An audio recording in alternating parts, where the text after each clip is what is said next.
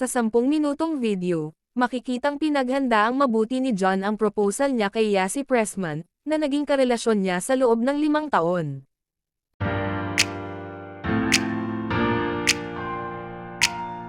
Ilang oras matapos kumpirmahin ni John Semira ang hiwalayan nila ni Yassi Pressman, kumalat sa social media ang marriage proposal video ng dalawa. Naganap ang proposal sa Rancho Bernardo Villas sa Bataan. Hindi nakasaad kung kailan ginanap ang engagement ng dalawa. Sa video, ikinwento ni John na una silang nagkakilala ni Yassi sa Toronto, Canada, noong July 27, 2017. Love at first sight, daw ang naramdaman niya noon.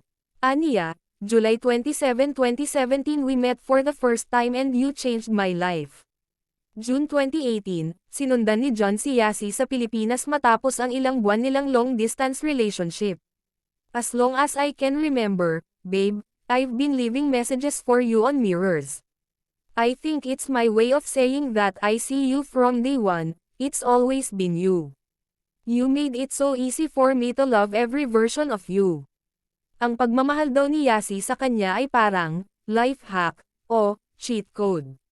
Sabi pa ni John, it gives me superhuman strength, and it gives me energy and drive, and motivation, and belief that I can do anything.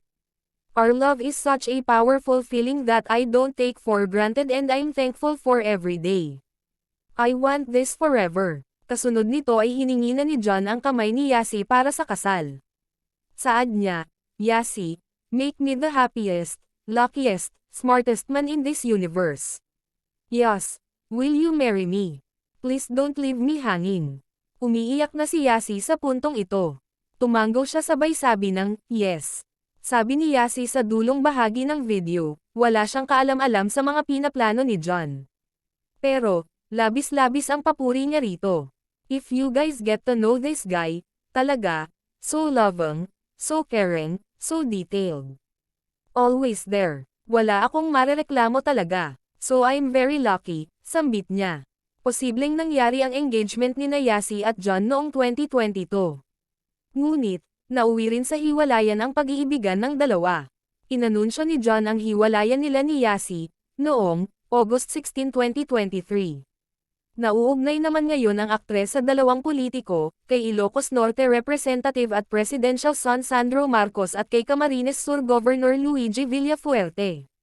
Ngunit nilinaw na ni Yassi na walang namamagitan sa kanila ni Sandro. Kung mga ka-cheka anong masasabi nyo tungkol dito mag-comment lang sa baba and don't forget to subscribe.